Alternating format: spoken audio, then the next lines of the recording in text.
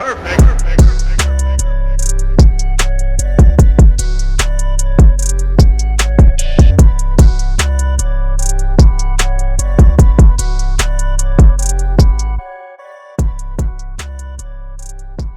is my favorite league to recap doing? It's week 10, and I'm excited about this one because some questions came through. There's my work ping. I already know that I'm going to have to ignore that person for 20-something minutes, but, we'll keep it under 20. But we did get questions this week, which I love, that I'll be able to give my perspective on some things that your league's talking about. So we'll start with that, then we'll go to the recaps. We'll do quicker game recaps this time. We'll just do that one briefly so this one doesn't go too long because we're spending some time on questions, but we'll still make sure to cover every matchup. And with that, let's dive into the Week 10 recap. So we'll start with questions, as I mentioned. The first question is, what are my thoughts on a 12-team versus 10-team league? I'm very pro 12-team. I think 12-team is just more competitive. I think it's too easy to make a competent team 10-team, and it goes more to luck. I think the more teams your league has, and maybe when you get to 16 or more, it gets a little crazy, but when you're at like 12, 14 teams, that's where there's some skill involved. I mean, fantasy, we all know, is probably at most 50% skill, 50% luck, especially in a 10-team league.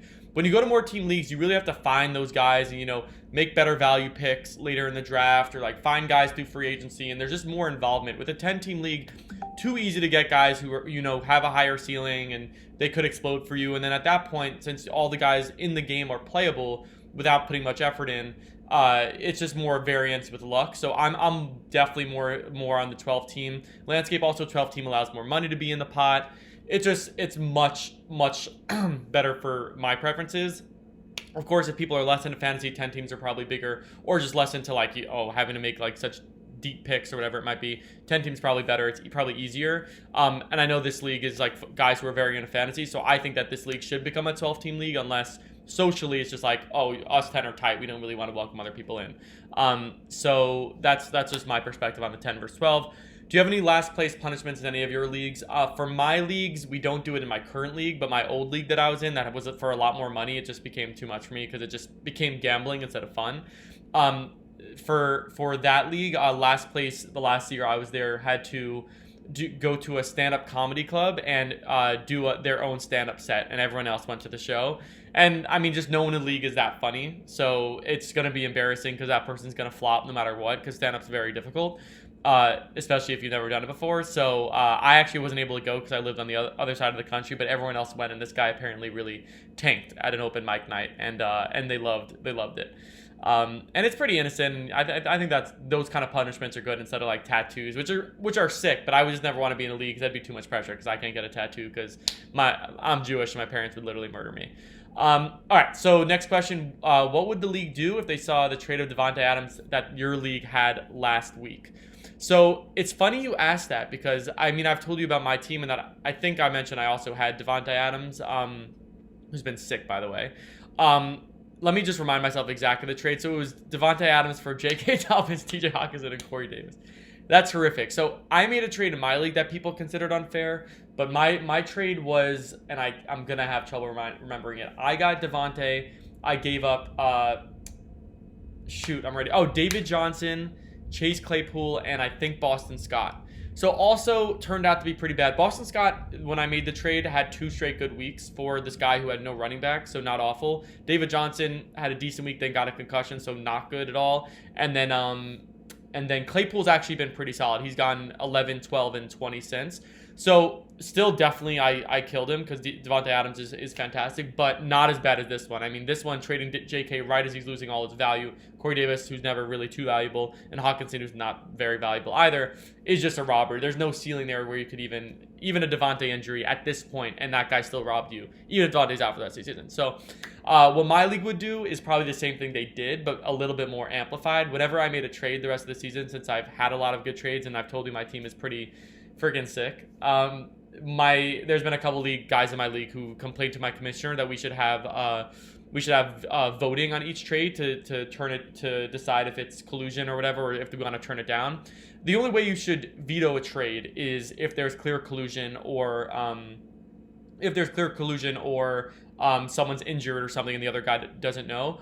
But realistically, I'm very anti what people propose as far as, let's take a vote if it's fair, because trades are supposed to benefit both teams. I know I got the better end of the Devontae deal, but there is a world where this guy also benefited from that trade because he had no running backs. And he gets David Johnson and Boston Scott, which for 2 weeks makes his team, at least you could play them out there. He actually did win, I think, the first week because he had Boston Scott and David Johnson. I think. I don't remember. It might have been my Aaron Jones trade, but obviously long-term it benefited me. So yes, I win the trade, but you can't veto trades like that. When a guy needs running backs, you make desperate moves, and the guys who are stronger in fantasy try and take advantage of that. So yes, I think the same thing would happen in my league. They would try and change rules into if trades could go through. But I as long as you have a commissioner who understands when there's unbelievably clear collusion or there's an injury involved, I'm very anti that. The next question asked is, do you spend any time in our league chat? Did I start the video on this? Yes, okay.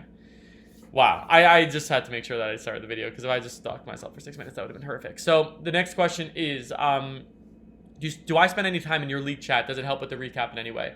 I'll say no, I don't. It feels like eavesdropping if I do almost because it's your private conversation. So I've tried not to look.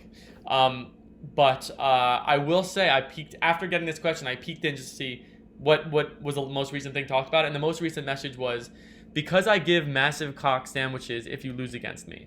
So since that was the most recent message, I'm gonna stay out of the recap of the message board. But with all due respect, I'm happy that y'all are engaged. Just told my commissioner that I live with that I think we should start having a league chat as well, either using Sleeper or doing something in our league or Facebook or something where we could chat throughout the week.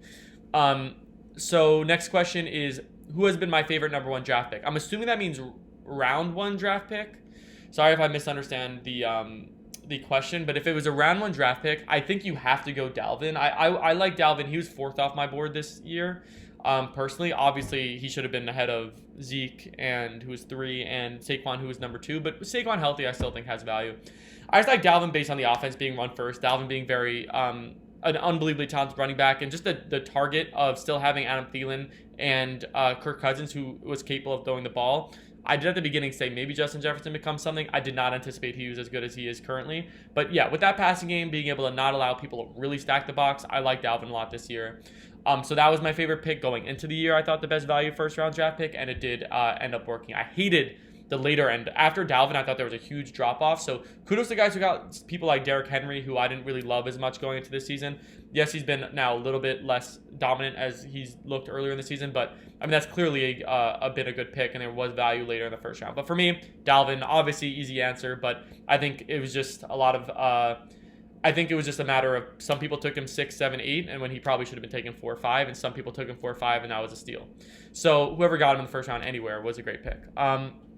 Final questions were certainly from Straight Knockout, definitely not from Straight Knockout, and they were, everyone's giving a hard time on the Adams trade. Can I help him justify his stupid mistake? Unfortunately, I genuinely can't. Even with my trade, yes, I'm biased, but I feel like I understood what the guy was thinking. He needed running backs. Boston Scott was going to be a starting running back for 2 to 3 weeks. David Johnson's a starting running back the rest of the season if healthy. So I understand it. This trade, I just cannot even come close to justifying. TJ Hawkinson, the same level as a lot of guys you can find on the free agent market for a tight end. Corey Davis, not really a startable wide receiver. If you start him, okay. I don't like to start, but okay. But I mean, you're giving up Devontae, so that's a wide receiver situation. The only thing you think of is running back. You just needed the help, but I already forgot the third running back. Such forgettable names. I already forgot the J.K. Dobbins, who is going to be startable for maybe 1 to 2 weeks, but not in the same way Boston Scott is, because he wasn't the main back. He was still 1 of 2, really 1 of 3 with Lamar, and now he's 1 of 4. So unfortunately, cannot. And I know these aren't questions from actual Straight Knockout, but the second question that came from definitely Straight Knockout was, how do you deal with bullies growing up, asking for a friend? I dealt with it by not making ridiculous trades. So I was able to avoid the bullies. But okay, thank you for the captain for asking those questions. And with that being said, those are the questions. That's probably more than half of the recap we'll spend the time on. Let's breeze through these matchups this week and look at what happened this week. So week 10 in the books. Pain Train with the loss to go to 6-4. I would say if you could start a running back in the flex in this league where you have 3 wide receivers, I try and do it, because if you have 3 running backs and 3 wide receivers going, I like that a lot more than 4 wide receivers, just because it raises the floor as to what you could do. Makes sense that you got 93 points because you had some off weeks and you did not lean on the running back floor. You instead went with AJ Green, who got you actually 0, over Wayne Gallman, who got 19. Obviously, hindsight 2020, easy to say. I would have, though, genuinely said before the week Gallman is startable, especially with the Devontae Freeman situation. I think Gallman could be startable the rest of the season, and I think he's that flex play for you moving forward. You'll get Galladay back. I think he's plugged into the wide receiver group. I think you might have to lose a guy like Fulgham. It's going to be really a Fulgham, AJ, and Gallman flex decision. I would try and go Gallman if the matchups are good. I would try and go it, but I understand since you're deeper at wide receiver, the decision there. At 6-4 though, 6 teams make the playoffs. You're clinched for the playoffs. I love that running back situation. I think this team's a contender. The team the profit with a massive win to go to 5-5, certainly keeping the season alive. Actually in a good playoff spot now. And this was despite starting Singletary. I say every week I say Singletary is not startable, and you keep going Singletary. I would literally start a backup running back over Singletary. All right, maybe not literally. I don't know what literally means. But 2 points for Singletary this week continues to show how unbelievably futile of a start in fantasy he is. So yeah, I'm concerned about this team, honestly, because I'm looking at both positions, and I'm not super thrilled about anything but quarterback with Mahomes coming back. Running back, wide receiver, it's all low ceiling. I shouldn't say low ceiling guys, but running back, I'm very concerned about. Wide receiver, I guess it's a decent wide receiver group. Running back is my real concern. Dallas isn't going to be playable. Singletary's never playable. You're going to be looking at, I hope you don't go Nyheim Hines, because I hope you don't get too excited about that week, but I guess you have to, because those are your guys. This is a tough team to see. Hopefully for you, Montgomery comes back and keeps that bell cow role despite his bad play. But team the profit at 5-5, you're in a playoff spot, but I just do not like that spot. I do not think you're a contender for a title as your team currently stands. Maybe a good pickup like Ahmed, and then Ahmed keeps playing really well is the only way to keep it going. I haven't heard Ahmed's name said out loud, so I'm assuming it's pronounced like that, but maybe it's not, and I'm wrong. But I'm sorry if I offended anyone. But I believe it's Ahmed. I don't know that would offend anyone. Okay, Paco Libre keeping his season alive at 3-7. We've been talking about how this team's better than the record. Yes, 3-7. It's still going to be very tough to make the playoffs, but 3 straight wins, 6-7.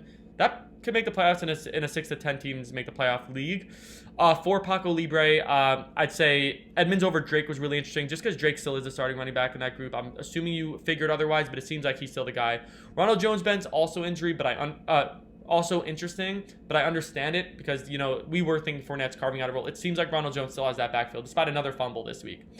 For this team, I think when you're looking at it, it's just Michael Thomas has to start performing right now. If not, this team's done. If Michael Thomas could start performing, you pair that up with D-Hop, you pair that up with some solid running backs, this team could make a run for the playoffs, but it has to be now for Michael Thomas. I love the Jacoby Myers start, by the way, play. I think this team's doing everything they can from a management standpoint to try and squeeze in. We'll see if you could get that lucky last 3 win. I shouldn't even say lucky, but those last 3 wins and squeeze into the playoffs. We went with Jared. It's done. Unfortunately, there's no critiques. It's not like there was tough start sit decisions. It's just the season's done here. Not much to see here. We went with Jared. Best of luck next season. I really won't spend too much time on that team this week. I will talk more about it next week as it starts playing. Spoiler, but the only note this week is that season's done. Imagine we went with Jared watching the 15 minutes of this video and then I just give you a 10-second summary like that. You could punch me in the face if you ever see me in person. I'm in New York. Okay, the Banditos. But I'm not telling you specifically where because I'm scared. The Banditos 5-5 with a tough loss, but still staying alive. And we've been hard on Banditos at times this season. So I will say Miles Sanders back makes a big difference. McCaffrey injury makes a big difference now that you have Mike Davis startable. So yes, the team is still troubled, but there is certainly more life than I gave you credit for earlier based on the fact that you stayed alive through Sanders coming back in a 16 playoff league, and that McCaffrey injury gave you some luck. So, Benito's, we're keeping an eye out on you to make the playoffs for sure. Is it a contender? I'm hesitant because I think Mike Davis's role will be minimized again, and the team already has some issues, but it's a playoff team. We'll probably see you in the playoffs, most likely. We'll see, though. Definitely going to be fighting for your life there. So the chairman with a convincing win, 180 points to go to 7-3, looking like a real contender. You're getting some good news on the bench is really the main takeaway for me here, especially being Mark Andrews at tight end, showing some life as a potential, giving you a tight end 1. Deep breath, because I've been talking so fast for so long. And then Justin Jefferson really shown, could he be, he's a wide receiver 2 now, and could he be in the wide receiver 1 category, group going into the rest of the season? Maybe. Yes, Thielen's the red zone target, and that's probably why his value is a little bit less, but Justin Jefferson is racking up yards, and he is very talented. They don't throw the ball a ton there, but Justin Jefferson is an incredible wide receiver, and he's startable. So he's been on your bench. Mark Andrews on your bench. Both guys startable to strengthen your team a bit. At 7-3, it's an obvious playoff team, probably a bye team, and I think you could be a contender, although I do think the other 7-3 team we talked about is a little bit stronger, and even some of the earlier teams, you're on the same level as the 6-4, 5-5 teams from my perspective. Finally, the last matchup is TBD, Titties Up, Titties Down versus Professor S. Oh, wait, I skipped over El Captain and Straight Knockout. El Captain and straight knockout actually first. So in that matchup, well, I skipped over it when I was doing the pregame recap. So let's do a first time impression of this team. So El Captain got the win, 162 points. So that's actually a pretty convincing win, especially with this roster that I don't love so much. The good news for you is Kareem Hunt with Chubb in is showing he still has value. That's someone I undervalued. I didn't think with Chubb in he'd be stellar, but he's showing that he has value. Darrell Henderson, I'm very concerned about. He got in the end zone, but that backfield's a mess. I would avoid him as much as possible. Your other running back situation that you're going to be plugging in instead will be Gurley off the bye, and hopefully McCaffrey when he comes back for an injury. You're going to get Kelsey back. You're going to get Gurley back, as you mentioned. You're getting McCaffrey back later. This team becomes a lot stronger. The wide receiver group was the concern that we've had for a while. I'm guessing Jamison Crowder is going to get a look because this Judy, Kirk, Beasley, Juju, all four starting is concerning to me. You got Juju and Beasley playing really well, but I'm not happy with any of these receivers. I mean, yes, you are 6-4. You are going to make the playoffs. I do not think you're going to get a bye, and I am concerned that you're not going to be getting the production from Darrell Henderson you've seen at some weeks this season. Brady, I think Juju overperformed. I think Beasley certainly overperformed. So yes, I have my reservations about this team, but good for you in getting depth. And if you make the right start decisions, you go off matchup and you manage this team well. Yes, I mean, any team could be a contender, and you do technically have the ceiling to be a contender. I would pick you right now, probably as a sixth most likely to win the title, despite one of your stronger records. Team straight knockout, 3-7. I mean, what can you say? This is the team that made the trade. It cost them the season. 120, not a horrendous week, and with the Breeze injury, that's bad luck. But Connor not really in an offense that's running the ball too much. McKinnon in that troubled backfield. You're finally getting production out of Thielen. It would have been amazing if you could have paired that with our guy, Devontae, throughout the last few weeks, but unfortunately you couldn't. Great start with Higgins. I can't blame you. You're making the right start decisions, at least, for the guys you have. Well, Valdez-Scantling, but that's hard. That's tough to start. But with the Kittle injury, giving up Devontae, I mean, those are your top pieces. 2-8. I mean, 3-7. It's looking done. Mathematically alive, but it's looking done for you as well. Which is good news, by the way, for the teams we've been talking, like the Banditos and stuff, because you're probably now going to make a playoff run because that straight knockout, kind of eliminated himself in the playoffs. 4 titties up, titties down now. Back to we took notes before the game. You had some ceiling performances. Like you had Josh Jacobs playing as well as he possibly could have. DeAndre Swift performing basically at his ceiling. Josh Allen performing near his ceiling. DJ Moore performing at his ceiling. So it's great you had the win and you had a really high point total, so you deserved it.